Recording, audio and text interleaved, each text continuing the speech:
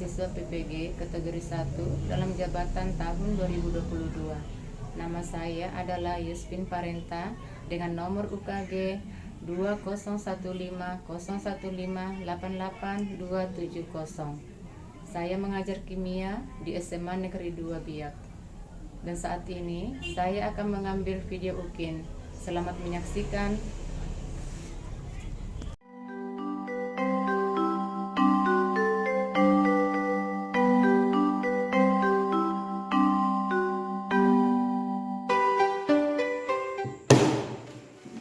Beri salam. Selamat pagi, guru. Hai anak-anak.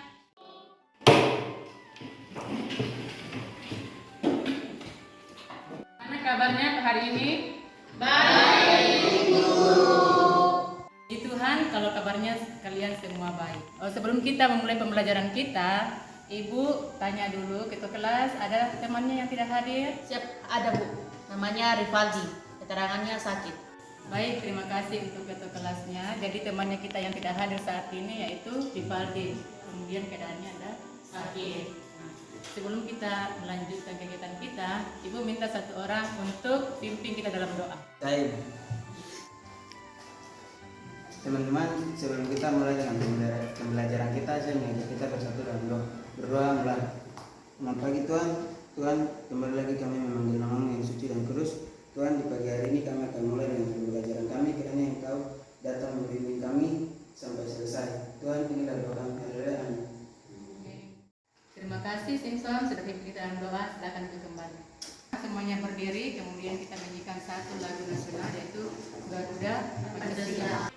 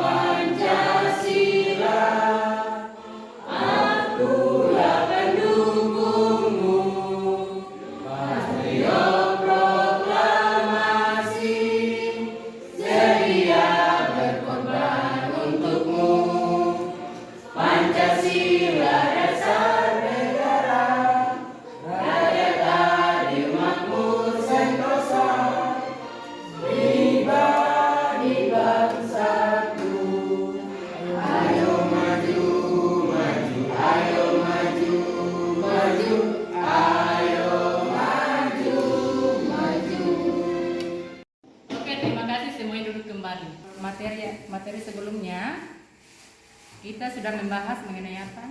Termokimia. Kemudian Ibu mau tanya, masih ada yang ingat apa pengertian dari termokimia? Bu, termokimia adalah ilmu yang mempelajari dinamika atau perubahan reaksi kimia dengan mengamati kalor atau termalnya. Oke, terima kasih Febri. Kemudian Ibu masih mau mengingat kembali kita punya materi yang lalu, yaitu Ibu sudah menjelaskan mengenai hukum satu termodinamika. Minta tolong satu orang yang bisa. Saya, Bu. Silakan. Hukum satu termodinamika didasarkan pada hukum kekekalan energi yang menyatakan bahwa energi tidak dapat diciptakan maupun dimusnahkan.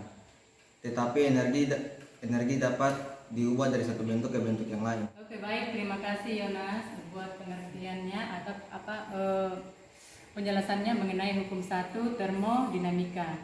Dan ternyata Ibu lihat kalian masih ingat mengenai materi kita minggu lalu. Oke, baik. Sekarang kita akan lanjut ke materi berikutnya, yaitu dengan judul sistem dan lingkungan.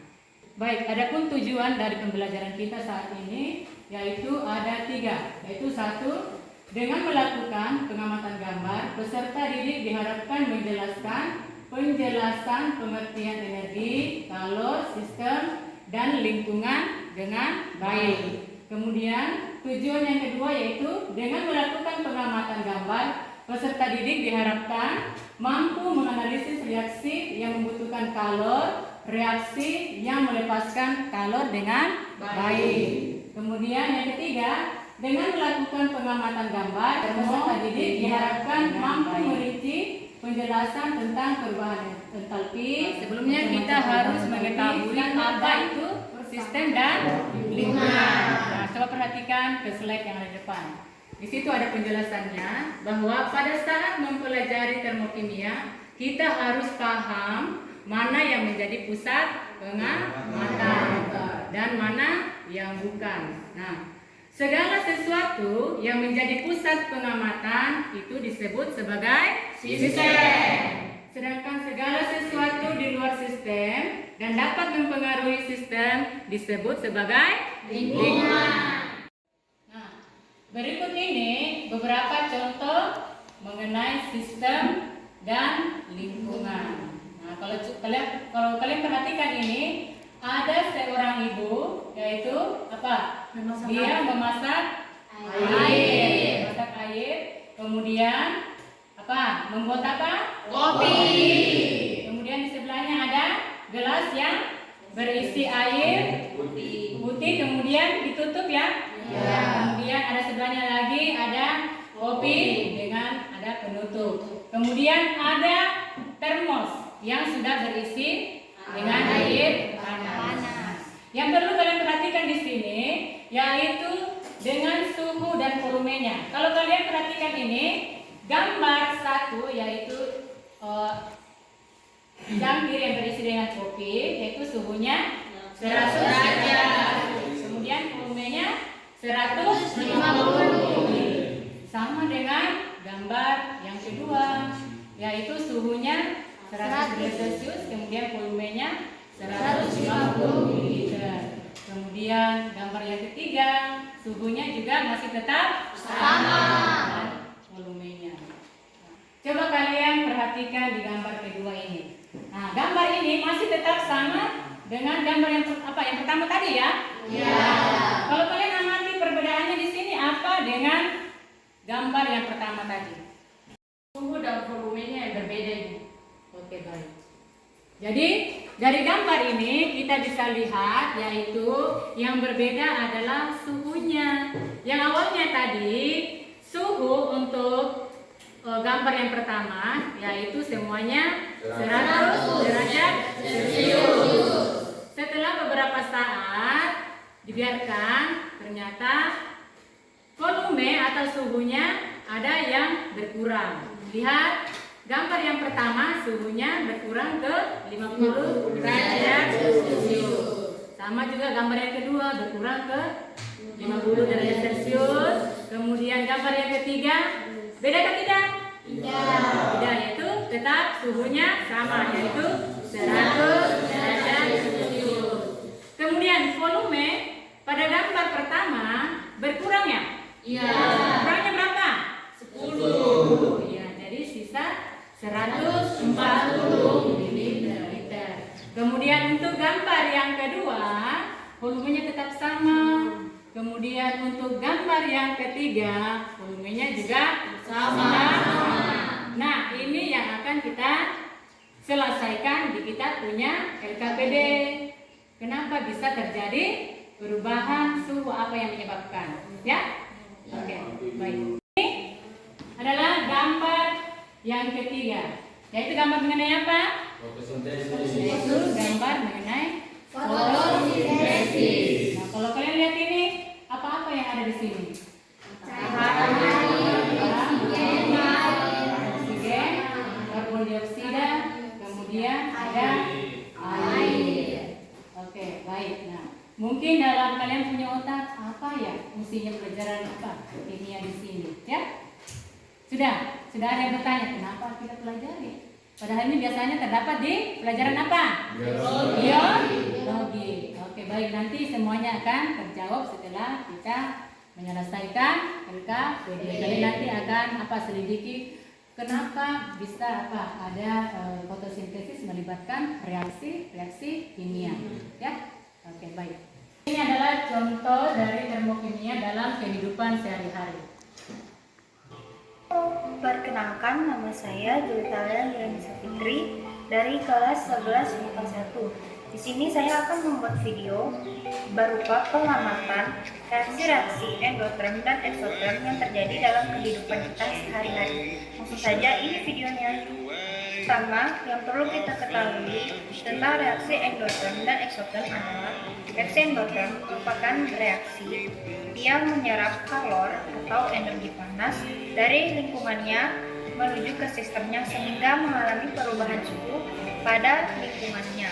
Sedangkan reaksi eksoterm merupakan jenis reaksi yang melepaskan kalor berupa panas sehingga membuat kenaikan suhu di sekitar lingkungan.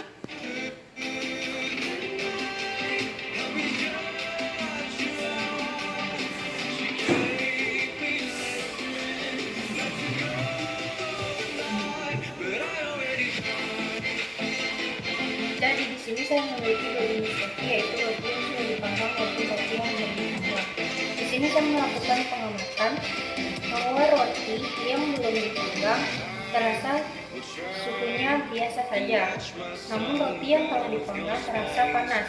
Ini dikarenakan roti yang telah dipanggang menyerap kalor yang berada di lingkungannya, sehingga ia terasa panas, sehingga reaksi ini dikatakan sebagai reaksi endoterm. Yang kedua adalah di sini saya menggunakan media es batu seperti yang bisa dilihat.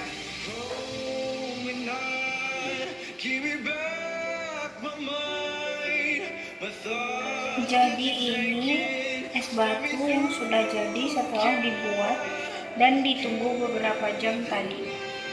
Jadi jenis reaksi yang kedua ini adalah membuat es batu. Es batu ini dikatakan reaksi eksoterm. Mengapa? Karena sebelum terbentuk menjadi es batu, ini merupakan air. Air melepaskan kalor dari sistem ke lingkungannya sehingga air menjadi beku dan terbentuklah es batu. Jadi bisa dilihat ini es batunya sudah mencair. Jadi reaksi dari es batu yang mencair ini dikatakan reaksi endoterm. Mengapa? Karena reaksi ini menyerap kalor yang berupa panas dari lingkungan ke sistemnya sehingga membuat es batu ini menjadi cair. Sekian video pengamatan dan penjelasan singkat tentang reaksi eksoterm dan endoterm dalam kehidupan sehari-hari dari saya. Kurang dan lebihnya mohon. Tadi kalian sudah menyaksikan video mengenai apa? Penyerapan termokimia dalam kehidupan sehari-hari. Oke, baik. Jadi itu adalah contoh dari penerapan termokimia dalam kehidupan sehari-hari. Mana tadi di video ada kegiatan apa? Memanggang roti. Memanggang Roti. Kemudian apa lagi? Es batu. Nah, membuat es batu. Nah, kalau kalian dengar atau perhatikan baik-baik tadi, kalian bisa sudah tahu apa kegiatan mana yang termasuk ke dalam reaksi endoterm dan kegiatan mana yang termasuk ke dalam reaksi eksoterm. Kira-kira ada yang tahu? Dari video tadi ada dua kegiatan, yaitu apa kegiatannya? Yaitu memanggang Roti. kemudian membuat es batu. Nah, kalau kalian perhatikan dengan baik tadi, kalian sudah bisa mengetahui yang mana termasuk reaksi endoterm, kemudian yang mana termasuk ke dalam reaksi eksoterm. Kira-kira yang mana kegiatannya itu?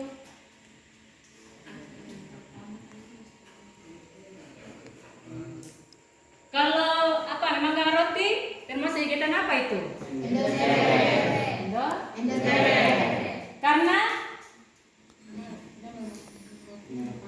Karena roti yang dipanggang menyerap panas. Kemudian yang tidak dipanggang suhunya tetap dingin ya. Nah, kemudian untuk kegiatan membuat es batu, kalian tadi perhatikan ada es batunya dibiarkan begitu, maka dia mulai mencair ya? Iya. Mulai mencair. Itu artinya masuk ke dalam reaksi apa? Oke, baik. Jadi untuk lebih mengertinya nanti kita akan membahas semuanya di dalam LK.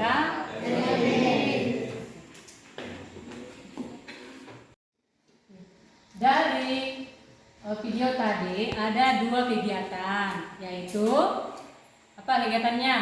Yaitu memanggang roti, kemudian membuat es batu. Nah, kalau kalian perhatikan dengan baik tadi, kalian sudah bisa mengetahui yang mana termasuk reaksi endoterem, kemudian yang mana termasuk ke dalam reaksi eksoterem. Kira-kira yang mana kegiatannya itu?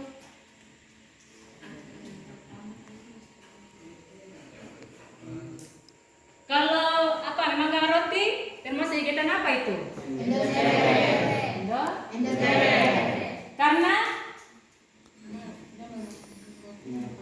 Karena roti yang dipanggang menyerap panas. Kemudian yang tidak dipanggang suhunya tetap dingin ya. Kemudian untuk kegiatan membuat es batu, kalian tadi perhatikan ada es batunya dibiarkan begitu, maka dia mulai mencair ya? Iya. Mulai mencair. Itu artinya masuk ke dalam reaksi apa?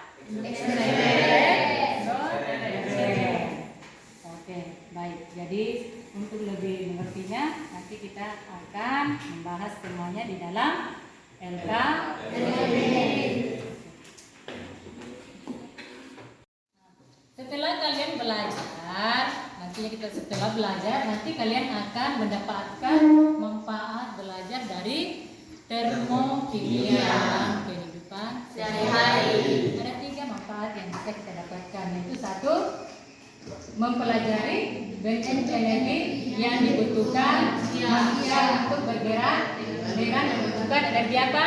Energi. Kemudian yang kedua, kita bisa mengetahui jenis reaksi yang terjadi pada proses reaksi yang mana membutuhkan panas. Kemudian yang ketiga, dapat mempelajari sistem dari alam semesta sebagai objek penelitian dan lingkungan dengan berbagai interaksi dinamika. Nah, itulah manfaat yang dapat kita peroleh setelah kita mempelajari mengenai termokimia. Oke, baik. Sekarang kegiatan selanjutnya kita akan menyelesaikan LKPD. Tetapi sebelumnya itu Ibu akan bagi kalian ke dalam 3 kelompok.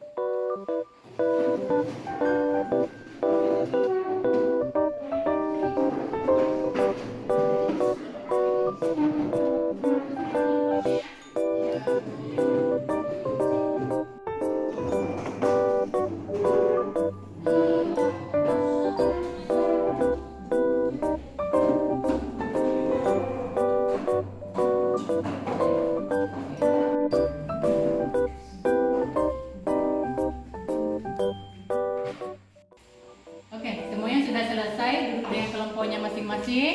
Sudah. Baik, sekarang Ibu akan membagikan LKPD yang isinya adalah permasalahan yang akan kita bahas. Di mana tadi Ibu sudah menampilkan ya? Oke, baik.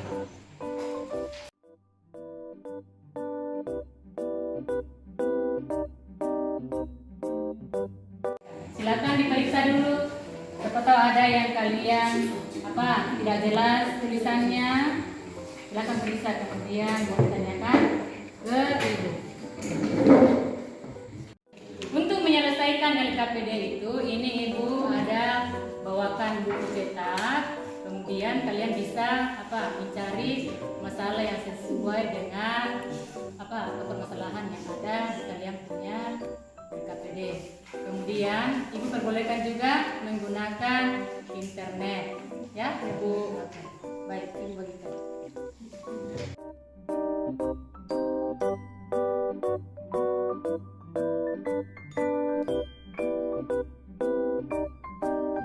Jadi cara penilaian yang Ibu terapkan dalam pembelajaran kita saat ini dalam diskusinya, yaitu Ibu akan lihat siapa yang aktif, kemudian hasil LKPD-nya nanti bagaimana. Kemudian Ibu juga perhatikan yang main-main berarti tidak dapat nilai. Kemudian LKPD-nya harus selesai tepat waktu.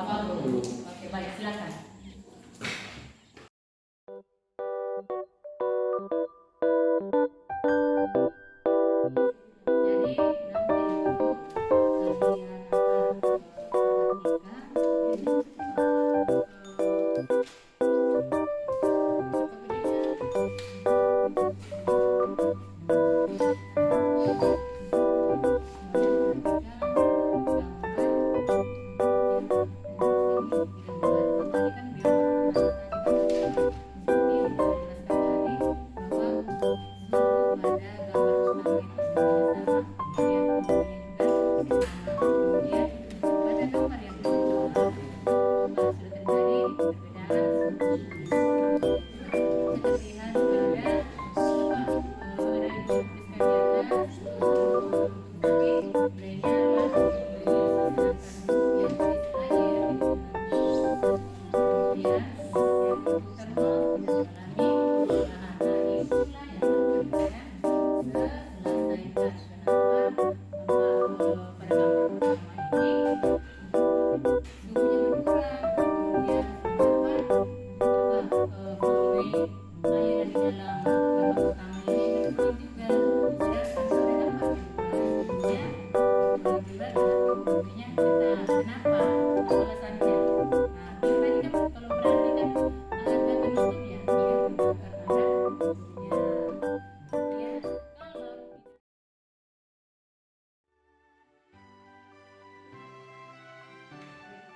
Kalau bagaimana kelompok 1 sudah selesai? Sudah, Bu. Oke, siap mempresentasikan hasilnya? Siap. Mari.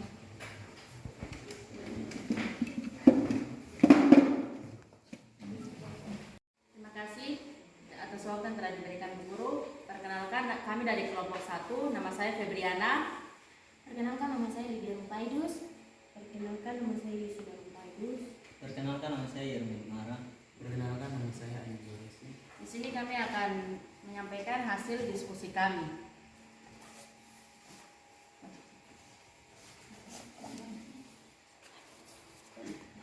Satu, wadah kedua suhu dan materi atau zat berubah. Kira-kira apa yang menyebabkan? Jawaban, keadaan pada wadah kedua dikenal dengan sistem terbuka. Hal ini dapat terjadi karena adanya perpindahan kalor dan materi di mana panas dan volume larutan kopi berpindah ke lingkungan yang pada awalnya suhu pada kopi 100 derajat Celcius berubah menjadi 50 derajat Celcius dan volume awalnya 150 ml berubah menjadi 140 ml.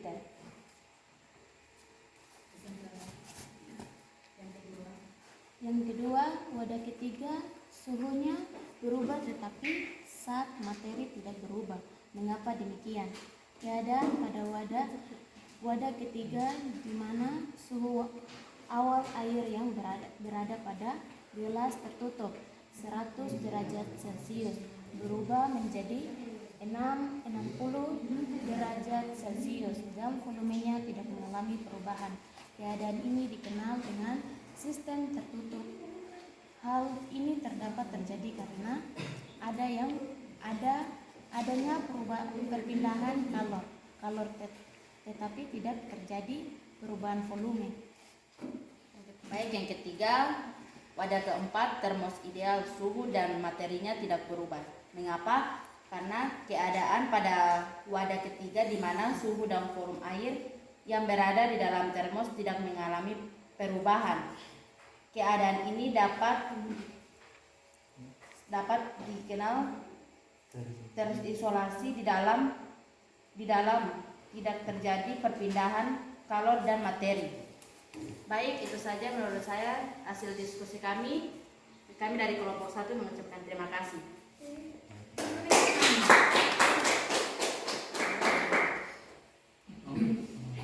Terima kasih. Mungkin dari teman-teman ada yang memberikan pertanyaan, kami persilakan. Siap saya. Silakan.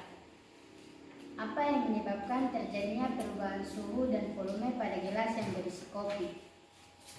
Baik, saya akan menjawab pertanyaan dari Regina. Jawabannya adalah karena terjadinya perpindahan kalor dan materi ke lingkungan. Jika tidak ada pertanyaan, terima kasih. Oke, baik, kelompok 1 sudah mempresentasikan hasil diskusinya. Kemudian kita berikan aplaus untuk kelompok 1. Tempatnya kelompok 1. Ya, kelompok yang lain bagaimana? Sudah siap? Sudah, Bu. Oke, kelompok berapa? 2. Kelompok 2. Oke, baik.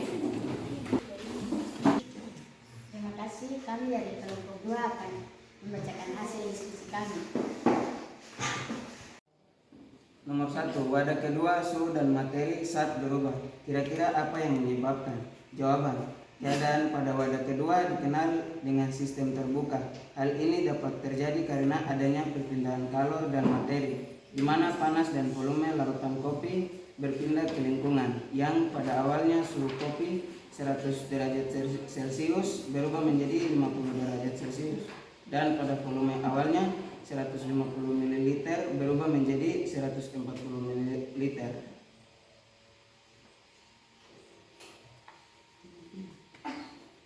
Nomor 2, wadah ketiga suhunya berubah tetapi zat atau materi tidak berubah. Mengapa demikian? Jawaban, keadaan pada wadah ketiga di mana suhu awal air yang berada pada gelas tertutup 100 derajat Celcius berubah menjadi 60 derajat Celcius dan volumenya tidak mengalami perubahan. Keadaan ini dikenal dengan sistem tertutup. Hal ini dapat terjadi karena adanya perpindahan kalor tetapi tidak terjadi perubahan volume. Oke, soal yang ketiga, wadah keempat, termos ideal, suhu dan materinya tidak berubah. Jelaskan. Nah, keadaan pada wadah ketiga di mana suhu dan volume air yang berada dalam termos tidak mengalami perubahan keadaan. Ini dikenal dengan sistem terisolasi di mana tidak terjadi perpindahan kalor dan materi. Baik, sekian dari jawaban kami. Mungkin dari kelompok lain ada yang bertanya. Oke, silakan. Mungkin ada bertanya. Saya yang bertanya. Silakan. Mengapa suhu pada air berada pada gelas tertutup mengalami perubahan, sedangkan volume tidak berubah? Ya baik, saya akan menjawab pertanyaan. Karena terjadi perpindahan kalor tetapi tidak mengalami perubahan materi. Baik, apakah dari kelompok lain ada pertanyaan lagi? Oke, baik, kalau tidak ada pertanyaan, kita berikan A+ untuk kelompok 2 yang sudah berani mempresentasikan hasil diskusinya. Oke, baik, terima kasih kelompok 2, silakan kembali ke tempatnya. Oke, kelompok 3 bagaimana? Sudah siap? Sudah? Kelompok 3 sudah? Oke, baik. Silakan.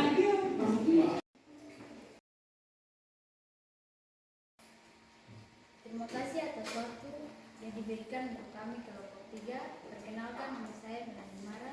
Nama saya Adel Ibo. Nama saya Jonas Kimara. Nama saya Rizky Kavia. Di sini kami akan menyampaikan hasil diskusi kami.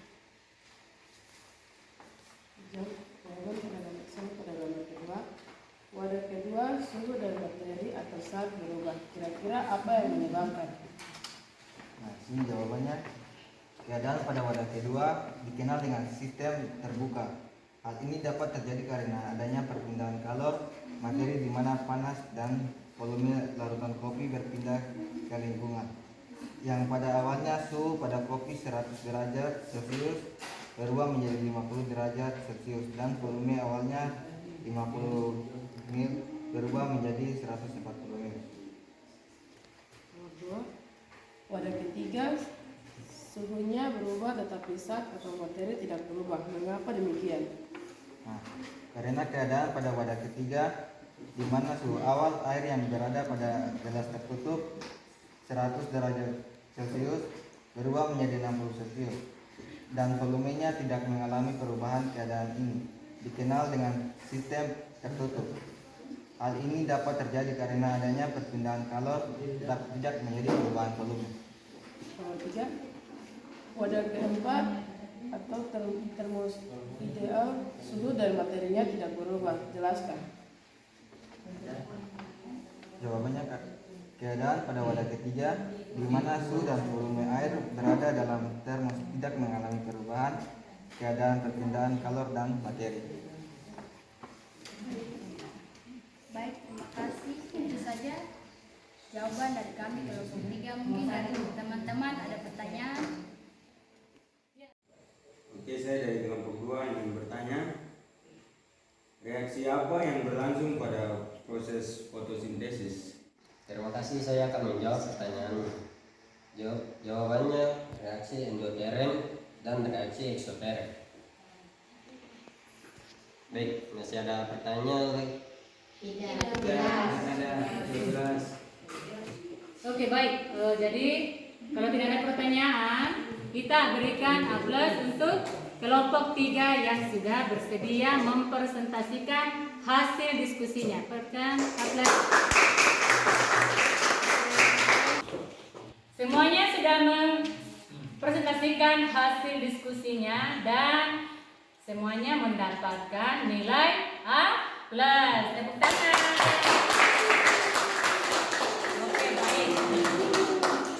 Oke, baik. Jadi dari hasil diskusinya kalian, Ibu bersama kalian akan menarik kesimpulan. Kira-kira dari kalian ada yang bisa menyimpulkan?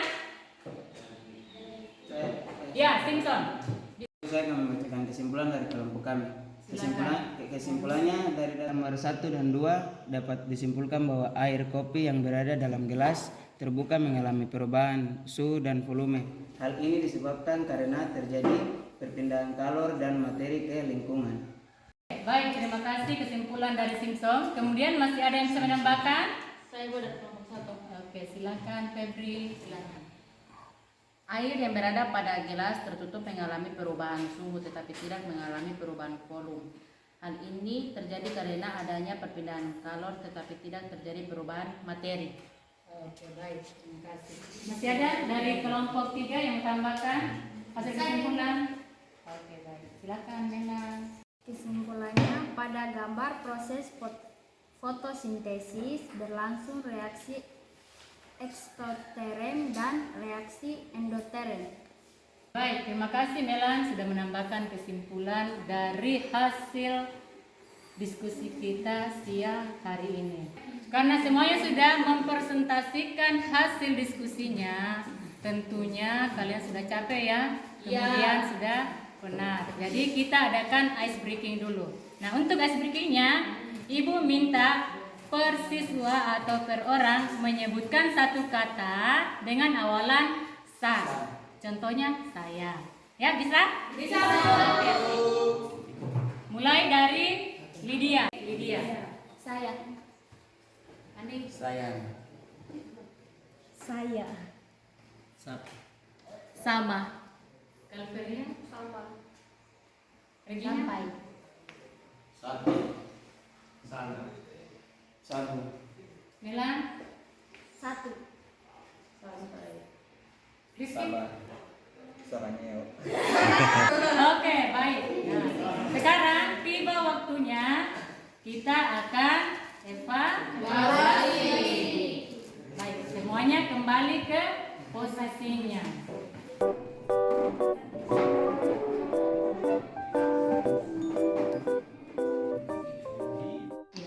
Dari hasil kalian punya diskusi tadi, kemudian hasil presentasinya tadi, makanya kita bisa dapat mengetahui bahwa sistem dan lingkungan itu dalam kehidupannya kita sehari-hari kita gunakan terus, seperti reaksi eksoterem dan endoterem.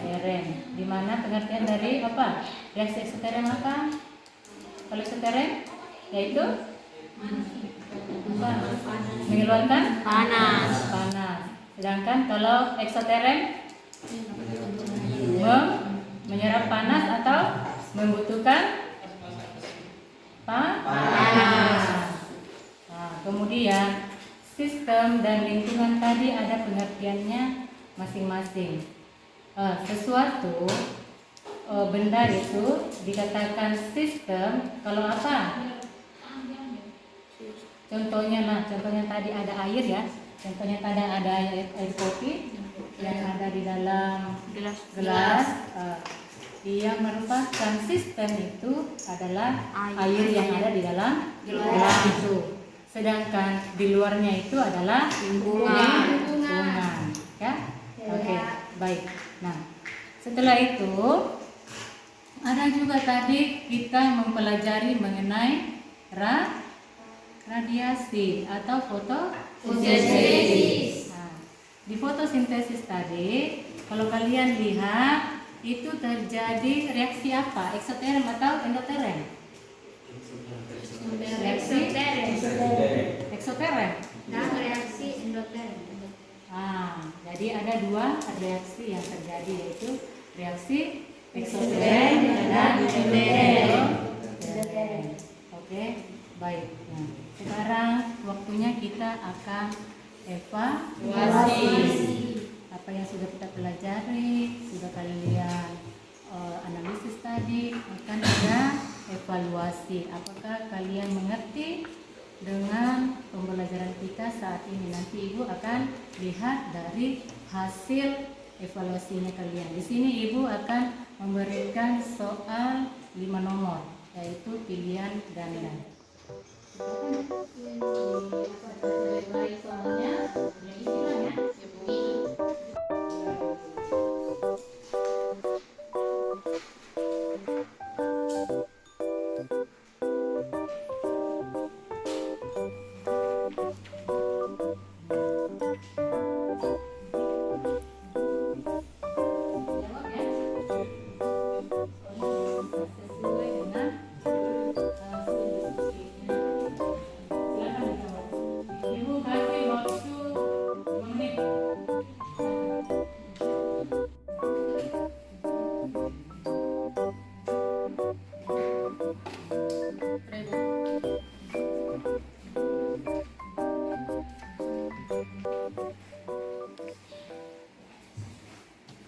Oke, semuanya sudah selesai mengerjakan atau menyelesaikan soal evaluasinya. Ibu berharap hasilnya bagus ya? Iya. Oke, baik. Ya, pembelajaran kita hari ini sampai di sini. Kemudian materi berikutnya kita akan membahas mengenai perubahan entalpi. Apa? Perubahan entalpi. Oke. Nanti materinya Ibu akan kirimkan lewat grup WA-nya kita, ya? Baik. Ya, anak-anak, bagaimana pembelajaran kita saat ini? Apakah menyenangkan atau bagaimana? Menyenangkan. Baik. Pelajaran berikutnya apa? Fisika. Kalau begitu, kalian tunggu dalam kelas dan Ibu ucapkan selamat siang.